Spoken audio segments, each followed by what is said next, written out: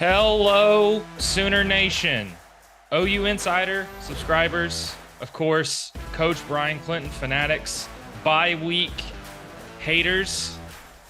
There's probably a bunch of you out there that fit all those categories, just like the two of us. My name is Jesse Crittenden.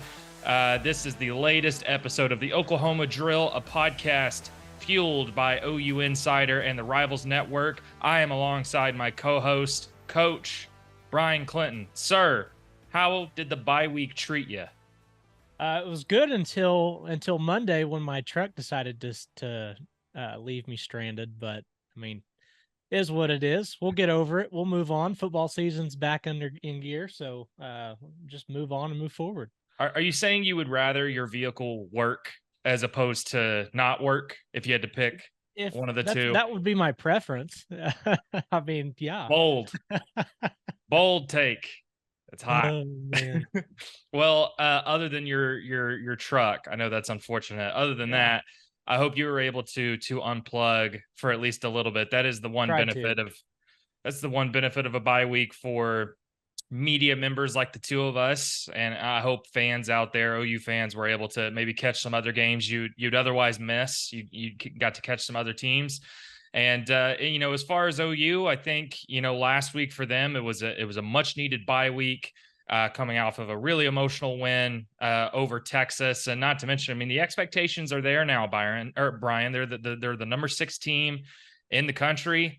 Big 12 title, certainly a path there. College football playoff, certainly a path there. I think this was an opportunity for them to kind of get right heading into the second half of the season, which leads us into, normally, Brian, we would talk about the last week's game, but OU didn't play.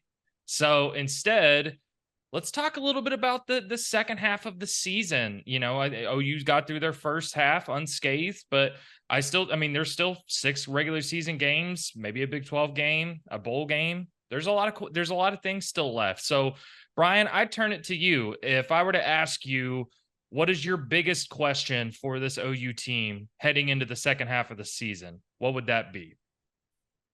I think the first and foremost is who replaces Andrel Anthony on the offensive side of the football. The passing game has been the strength of the team to this point. Strength of the offense. I don't want to take away from what the defense has done, but the offense has really run through Dylan Gabriel and the pass catchers, and you lost arguably your most electrifying pass catcher of the year to this point with Andrel Anthony.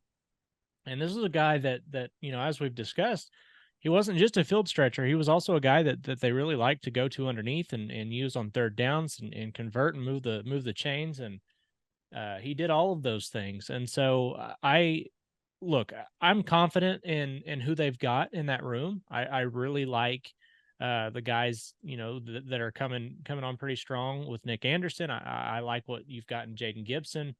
But maybe this is an opportunity for somebody like Jaquez Petaway to really get himself on the field more and make more of a difference, in the offense as opposed to just maybe a special teams guy. So there's opportunity there. And the good news is what you've seen from that room is guys step up and guys really take grasp of the reins and do a good job of controlling their opportunities in their moment. And I think that if you could have somebody step into that position and do that yet again in this spot, I think they'll be just fine. Yeah, no, I agree with you, Brian, but I also think that is a huge question. It's a huge question given the production that Andrel Anthony had through 6 weeks. I mean, second on the team in receptions, first on the team in receiving yards with 429, second on the team in targets, no doubt. I mean, he played a huge role. And Brian, people or subscribers at OU Insider will know I've done some midseason review for each position group, and when I looked at the wide receivers, I was kind of curious about trying to answer that question: who's going to step up? The snap count data, and this kind of goes back to last year too, Brian, is Jeff Lebby. It's pretty clear that he wants a top 3 at wide receiver. If you look at the snap counts, Jalil Farouk, Drake Stoops, and Andrel Anthony played way more snaps than anybody else. I mean, I think, for example, Nick Anderson is 4th on the team in snaps so far, but has played just above half of the amount of snaps that Andrel Anthony played through 6 weeks. So I think to me, I've had some people ask me that same question. And, you and I talked about it last week. I think it's Nick Anderson. I think you and I both agree that's probably going to be the biggest beneficiary. I do think there are going to be some other opportunities for other guys, like you mentioned. But it's pretty clear to me that they want somebody to come in and take the bulk of the reps. That's how Jeff Lebby operates. So I think it is going to be Nick Anderson. So it will be interesting to see, does Nick Anderson take the whole thing, or like, the very vast majority of them, or does Jeff Lebby, change things up a little bit and it's more of a by committee approach? So I think that's going to be interesting. Brian, I'll hit you with one of my biggest questions, and it centers around this running game through the back half of the season. I think specifically the question is Tawi Walker going to lead this backfield over the second half of the season? And you look at the stats, I mean, he probably should. I mean, he leads the team in rushing yards. He leads, all running backs in rushing touchdowns and yards per carry. Elusiveness, if you want to go through advanced stats, he leads in yards after contact per carry, which means he's really hard to bring down compared to those other guys. But it is, like you look at the stats, Brian, Tawi Walker seems like he should be that guy, but it is interesting with how much run Marcus Major is getting. What's the deal with Javante Barnes? Brent Venables said they're hopeful he's going to be back over the second half of the season. Does Gavin Sawchuk get in the mix? This rushing attack has not been great through 6 weeks, and I do think they're going to need an improvement there in the second half of the season. What do you see there?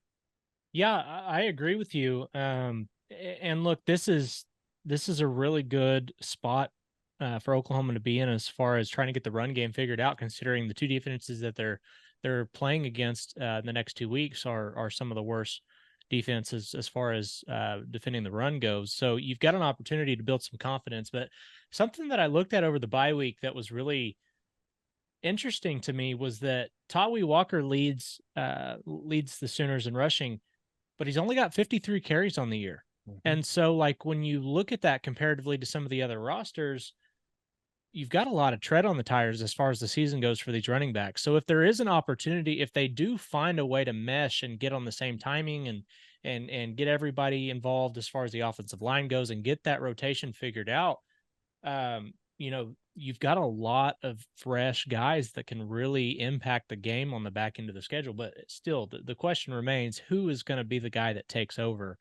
For this game, peeking ahead a little bit against UCF, Kansas just absolutely played bully ball the last time UCF was on the field. So I think Tawi Walker could have a huge day just as far as how he runs. But right now, I would say it's got to be Tawi Walker until one of those younger guys steps in and plays a bigger role, because, I mean, as good as Andrel, or as good as Marcus Major is with the ball in his hands, we've seen he has a propensity to go down with injury, and so you need to have somebody else out there that's ready to go at any given time. This episode of the Oklahoma Drill is brought to you in part by Prize Picks. Prize Picks is the largest independently owned daily fantasy sports platform in North America. They offer the easiest and most exciting way to play daily fantasy sports. It's just you against the numbers. Instead of battling thousands of other players, including pros and sharks, you pick more than or less than on 2 to 6 player stat projections and watch the winnings roll in. Prize Picks is really simple to play. I can make my picks and submit my entry in less than 60 seconds. With the Prize Picks reboot policy, your entries stay in play even if one of your players gets injured. For NFL games and college football top 25 matchups, if you have a player who exits the game in the first half and does not return in the second, that player is rebooted. Prize Picks is the only daily fantasy sports platform with injury insurance.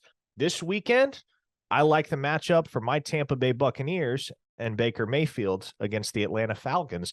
I'll be throwing in an entry for Mayfield to go above his projected touchdown total. Go to prizepicks.com/insider and use code INSIDER for a first deposit match up to $100. Again, prizepicks.com/insider and use code INSIDER for a first deposit match up to $100. Daily fantasy sports made easy. That's Prize Picks. Well, and unfortunately, I think, for Marcus Major, I mean, he leads the team in carries, but he's averaging 3.8 yards per carry. Just the efficiency hasn't super been there. There's been moments, there's been good moments. Efficiency hasn't been there. And DeMarco Murray said it at the beginning of the year. I asked him, I said, when you lose a guy like Eric Gray, do you kind of know you have to have multiple guys pick up the slack, or are you looking for one guy? And he said, I want a bell cow. That's what he wants. So it is going to be, but that's not what we've seen through the first 6 weeks. It has been a by committee approach. So that'll be interesting. Brian, hit me with if you have a second biggest question for the Sooners, hit me with it. Yeah. And this is just kind of one that, I know history doesn't really play an actual factor in a season or the way that it goes, but Oklahoma hasn't had an undefeated regular season since 2004. And so, growing up, watching Oklahoma and just having a lot of family and friends, there's always this sentiment of what's the game going to be? What game is it this year that they're going to drop? What's the game that they're going to slip up and lose that regular season game that really eliminates any, ability to have error at some point.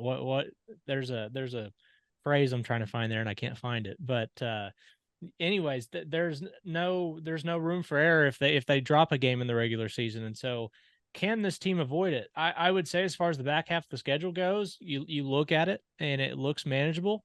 Now it looks a little more difficult than it did a few weeks ago with Oklahoma State looking to play a little bit better and TCU maybe turning some things around. But still, there's no way Oklahoma doesn't go into each one of those games at minimum a double-digit favorite. I think that they're going to be favored even against Kansas. Should be somewhere right around 10 points on the road. So it'd be interesting to see. And I'm curious to hear what you've got to say on that.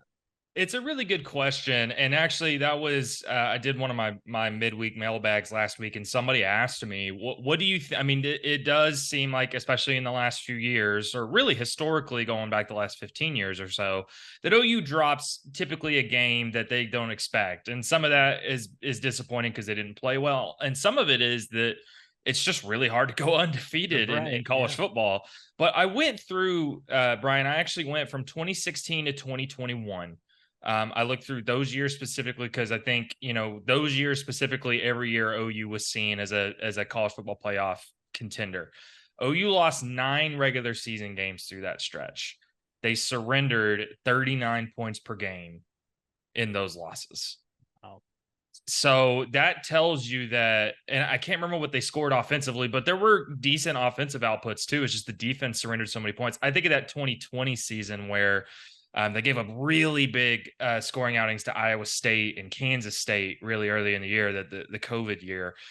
So I think I bring that up to say, I think if you're asking, can this team do it? It's a combination of two things. One, I don't see the defense having that kind of slip like those defenses in the past. I just don't. That's the common denominator in all those losses. Mm-hmm.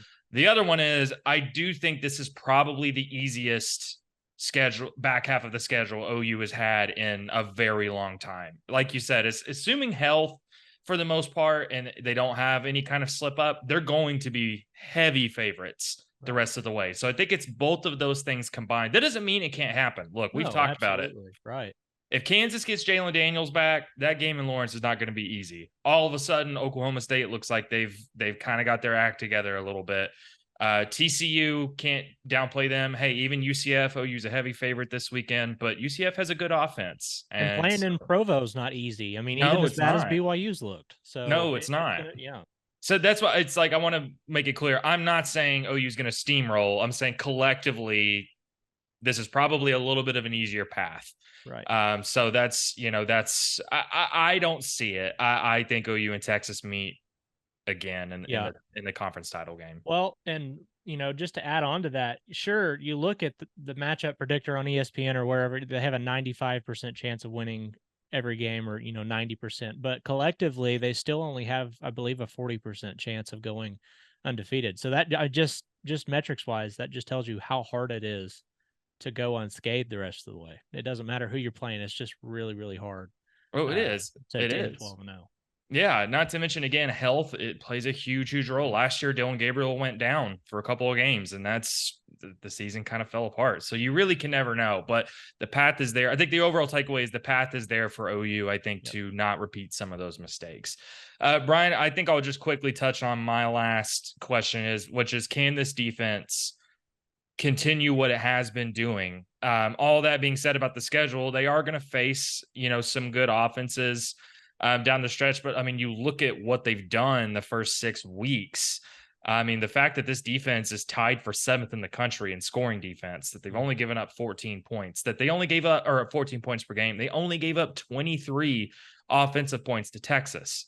It's just crazy. It's crazy considering where they were a year ago. And I do think it's gotten to the point where, as good as this offense has been at times, I don't think OU can run the table and win the conference title and get to the playoff if this defense doesn't continue to play well. I mean, I think that's where this team has gotten, is the defense playing well is a big part of it. So I don't know, Brian, how confident are you this defense can keep this going? I think that you've seen a lot of guys just grow in confidence as the year's gone along and kind of what they're doing and what their keys are. And so if you can continue that, and the younger guys continue to come on the way that they have, I don't there's not a lot of doubt in my mind that they should be able to continue playing at the rate that they have. I mean, look, this team is really starting to show the qualities of its head coach. And I think as that continues to become more of a factor, as his tenure there grows longer, that's going to just continue to be the case. The strength of this team is going to be what its defense is able to do. That's really what the backbone of Clemson's national championship runs while Brent Venables was there were. Yes, they had really, really good offensive playmakers, but at the end of the day, you knew if Clemson needed to keep somebody out of the end zone, that things were going to be just fine because it was Brent Venables running the show there. And that's really what we've seen from Oklahoma to this point this year. So I like where the Sooners defense is at, and I think that it just continues to get better from here. I think I agree with you. I think this defense has shown enough to be confident and that they can keep up this pace over the second half of the season. Brian, before we get into this matchup with UCF, I wanted to touch on just a couple of things that have happened the last couple of days with with some of the press conferences, some of the availabilities with players. I think the two things that stood out to me, the first one is, we got to talk with Jacob Lacey on Monday, and holy cow, he went into really, vivid detail about just how tough this summer was. And for people who don't know, just, he all of a sudden was flying back home to Notre Dame, and during the summer to see some friends, and he had a big issue with blood clots in his lungs, and there was real concern that he wasn't going to be able to come back to football. I think he said the doctor told him that he probably shouldn't be alive. And after all of that, he's not only back on the field, Brian, he started the last 5 games on the defensive line and making plays. I mean, that does the whole game against Texas change if he doesn't have that fourth quarter sack on Texas's final drive? I mean, that was huge in holding them to a field goal. But holy cow, I think it was important for me to highlight this, Brian, just because I think it's easy to get caught up in these guys as players on the field. Right. But holy cow, what a story. And for him to be on the field after everything he's been through, it's truly crazy. It really is.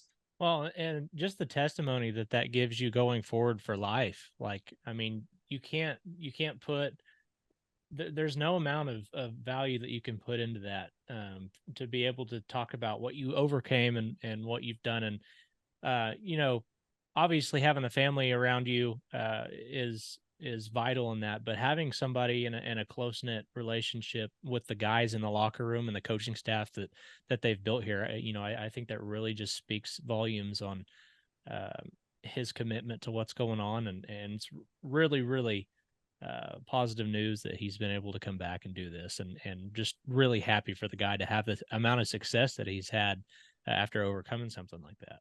Yeah, no kidding. And I just want to make sure it's clear. He actually talked about it. He was diagnosed with a pulmonary embolism.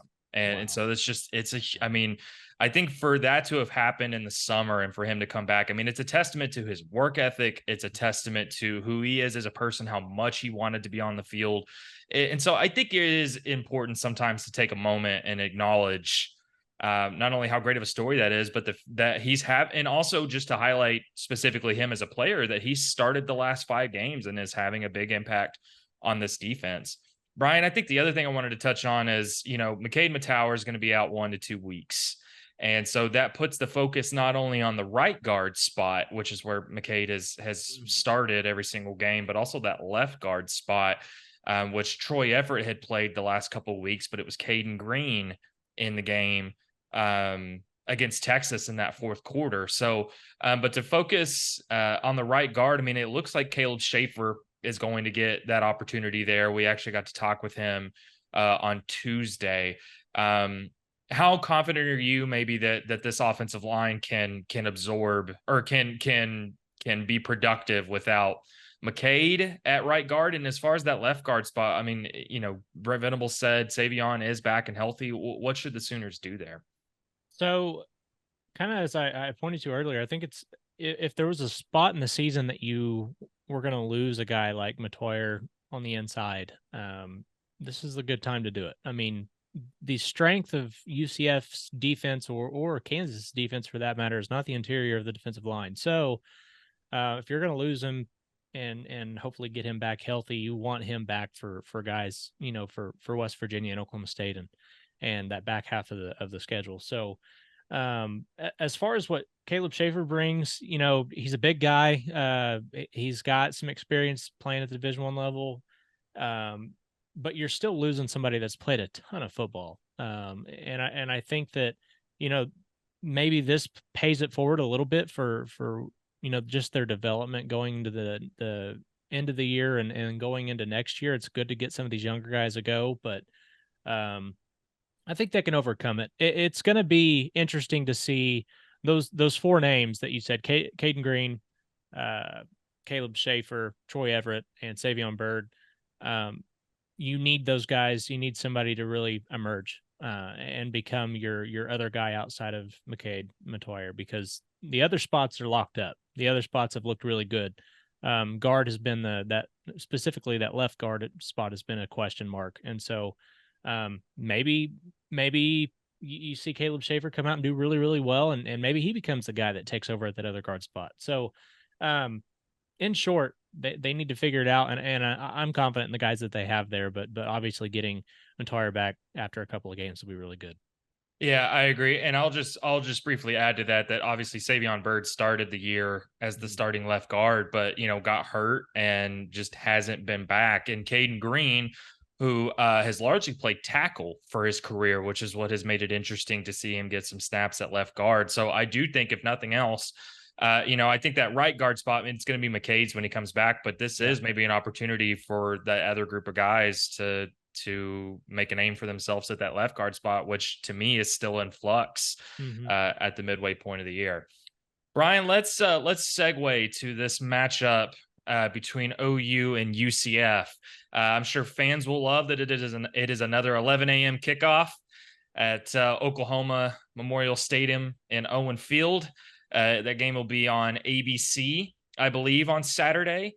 Brian, OU is a massive, massive favorite. But just to briefly touch on where UCF is, they're kind of all over the place, man. They're third in rushing offense, which is a testament to how good they've been running the ball. They're 28th in scoring offense. They have put up some points. But they're 83rd in scoring defense, which means they've given up a lot of points. They're 27th in passing defense, which means they've done a really good job. But part of that is because their rushing defense is so bad. That's where opponents are attacking them. They're 119th in rushing defense. They're 3-3 on the year. Big 12 play has not been good to them so far, including just a gut punch loss to Baylor a few weeks ago, a game they had a 29-point lead. Is that right, Brian? I believe so, yes. 29-point lead and lost by 1 to a Baylor team that is not very good. But the guts are there, Brian, to think that there's a decent team in the muck here, but they're 0-3 in Big 12 play so far. Let me turn it over to you. What's the main thing you're looking at heading into this matchup? So there was a lot of numbers that popped off the screen, like you just said, whenever I was kind of going over what this team has done. Oklahoma leads the country in turnover margin, plus 11, and UCF ranks 117th in that category. They're -5 on the year. They don't force a lot of turnovers defensively, and they've committed 10 on the year. And so protecting the football is one thing that they've struggled with, but you kind of touched on it there. With them being a top 5 offense statistically, I believe they ranked 4th in the country, 516 yards a game. But their scoring, they're a little further down the list. That's because they're only scoring on 76% of their red zone trips, which is not a good number. That's worse than Texas. And we saw what happened last week when Texas got inside the red zone. So, I think this is kind of one of those things where it matches up well with what Oklahoma needs to get better at. You need Oklahoma to try and kind of find a way and establish a running game just to feel better about where things are at. But I'm not naive. I know that Dylan Gabriel's going to want to come out. Not that there's any bad blood between him and his former program, but you always want to show what you're capable of and how you've grown as an athlete. And so, this game is a lot of the storylines going into it are going to be about Dylan Gabriel, but I think this is going to be more about Oklahoma running the football and then playing contain on John Rice Plumlee. That's going to be what's really important here. Gentlemen, across the nation, I have an urgent message for you. This episode is brought to you by Manscaped. The brand that took your balls to space is launching them into Ultrasphere, introducing the Lawnmower 5.0 Ultra. Featuring a new cutting-edge design and next-generation dual skin-safe blade heads for different shaves. It's pretty much a spaceship to take your boys downstairs to the next level. Join the 9 million men worldwide who trust Manscaped with the brand new Lawnmower 5.0 Ultra by going to manscaped.com for 20% off plus free shipping with the promo code OU Insider. Again, go to manscaped.com to get 20% off the Lawnmower 5.0 Ultra by going to manscaped.com for 20% off plus free shipping with the code OU Insider. Again, the Lawnmower 5.0 Ultra by going to manscaped.com for 20% off plus free shipping with the promo code OU Insider. High tech for low places, Manscaped. Yeah, I'm glad you mentioned John Rice Plumlee. That's something I should have mentioned at the top, is that is an important caveat to what's, they've been largely without him during conference play, and he does make their team differently as a dual threat quarterback. He's averaging over 8 yards per carry this season when he has played. So I think, to me, we'll touch on Dylan Gabriel a little bit more in a second, but to me, Brian, I think it's the rushing attack for both teams. This OU rushing defense has been pretty dang good, and a lot better than they were last year. I think they had a really good showing against Texas. They're 28th this season in rushing defense. But to me, does that rushing defense hold up against a unit in UCF that is probably, as a whole, the best rushing unit certainly they've seen so far and may see the rest of the year? And then you turn to the other side of things. I think it's hard to know if the UCF defense is really good at guarding the pass or is defending against the pass, or if it's just because they're not good defending the run. Opponents aren't passing the ball. But to me, this is a prime opportunity for OU's running game to get going. And if they can't, and it puts the shoulders on Dylan, or puts the load on Dylan Gabriel, that would worry me a little bit about this running game if they can't get going against UCF. That would worry me a little. I would agree. Yeah, when Kansas piles up 399 yards on the ground and 5 touchdowns, and this team's given up 5 yards a carry, you should be able to get the ball going on the ground here. So 100% agree with you on that. Yeah, I absolutely. But again, I think there's no reason. There's no reason to think that OU isn't going to need Dylan Gabriel to play well. Obviously, he's played really well through the first 6 weeks. I'm glad you touched on. Obviously, this is a bit of a, not a homecoming. Road coming. Yeah, I guess sure, that works. Is that road it? Trip. Road sure. It works. His former team is coming to Norman. Reunion. That's what it is. A reunion. Yeah. A reunion. That's a much simpler word that should have come to mind a lot quicker than road coming. It is a reunion game for Dylan Gabriel, and it comes at an interesting time, Brian. OU 6-0, UCF struggling a little bit in their first season in the Big 12, and the Heisman hype for Dylan Gabriel. It's not just hype anymore. It's tangible. It's real. I mean, I think he's probably in the top 3 favorites right now. I think he is a top 3 betting favorite right now.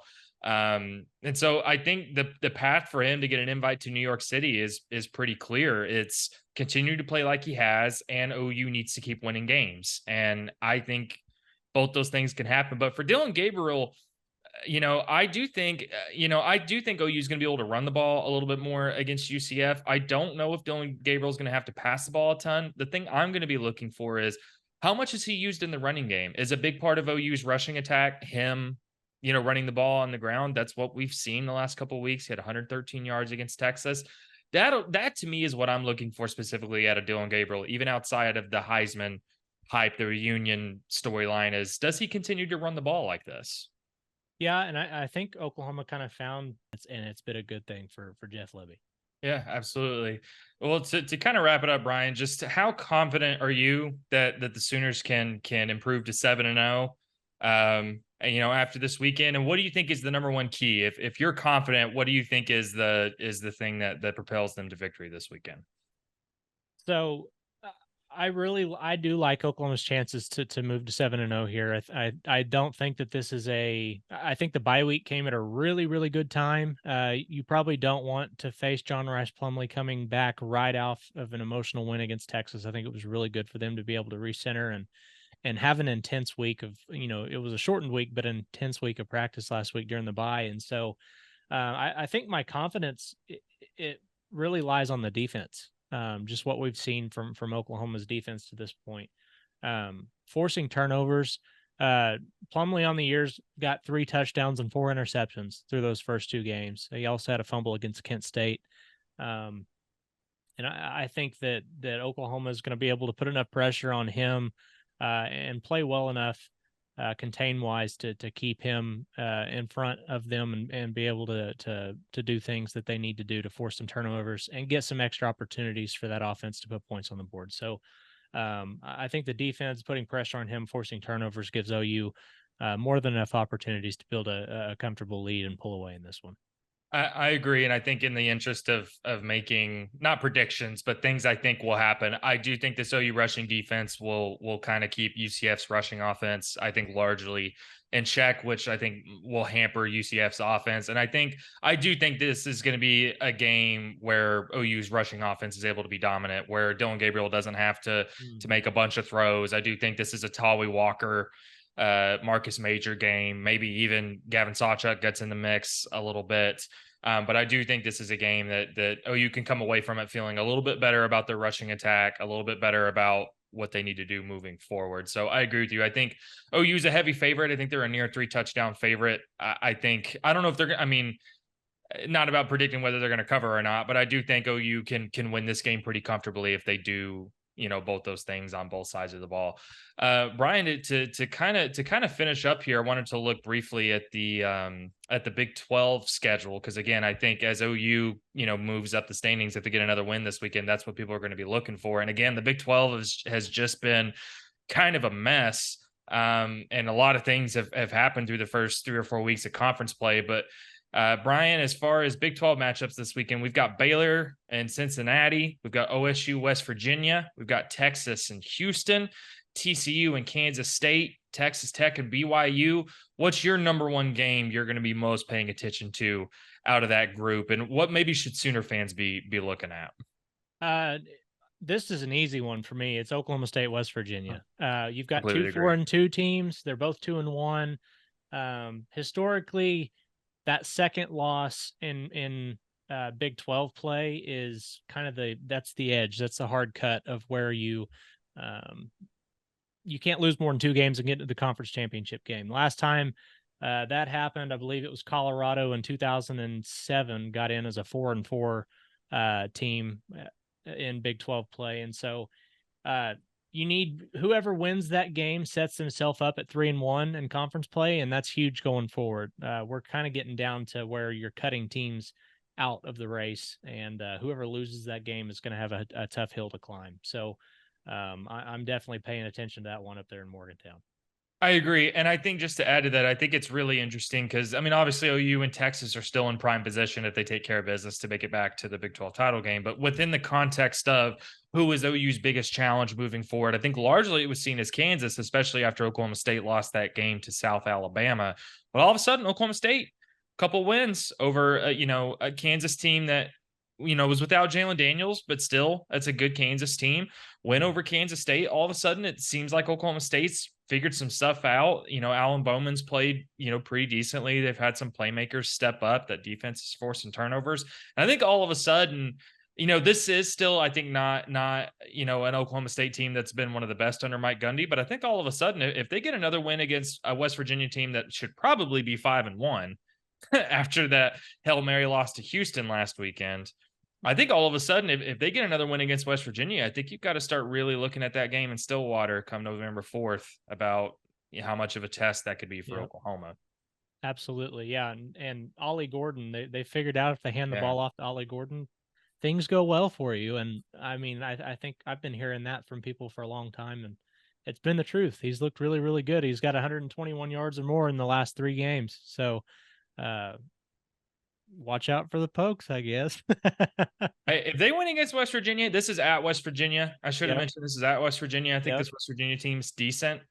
All of a sudden, you got to start thinking about Oklahoma State as a possible threat to Oklahoma, as a threat to get to the Big 12 title game. If Texas or Oklahoma stumbles a little bit, Texas is a huge favorite against Houston on Saturday. I think they're a 24-point favorite. Yeah. So it may not be this weekend, but also that might be interesting to see if there's any hangover from a Texas point of view after the Red River rivalry.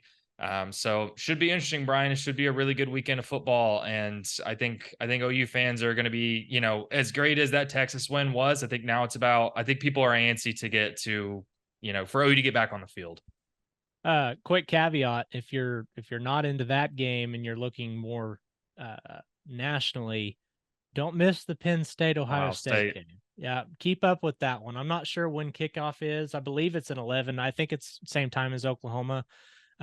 Keep your phones ready, because that one may play a role in who Oklahoma ends up facing down the road, considering both of those teams look primed and ready to make a New Year's Six or potentially a playoff at some point. So that'll be a big one to be paying attention to as well. Yeah, glad you mentioned that. I think this is within the context of, again, if Oklahoma takes care of business and wins out, I think there's no way they don't make the playoff. But if they lose one, it's going to be games like this that could end up playing a role in how the final, playoff seeds, how the rankings shake out. So I'm glad you mentioned that. Well, Brian, I think that is going to do it for us here on this latest episode of the Oklahoma Drill podcast. Everybody I think knows by now that you could find us every Thursday on our OU Insider YouTube channel. If you want to watch this podcast every week, go ahead and hit the like and subscribe button and subscribe to the OU Insider channel. If you're not a VIP member over at OUinsider.com, you absolutely should. You'll get access to content from me and Brian. You'll get recruiting content from Parker Thune and Brandon Drum. You'll get access to message boards, thousands of other OU fans in a community over there. You don't want to miss it. Also be looking for other content on this OU Insider YouTube channel. We've got the Field Vision series that Brian handles, and plenty of other podcast offerings, plenty of other video offerings. So you guys won't want to miss that. Otherwise, Brian, pretty excited about this weekend of football. We'll see if Oklahoma can take care of business against UCF. Otherwise, we'll see everybody next week.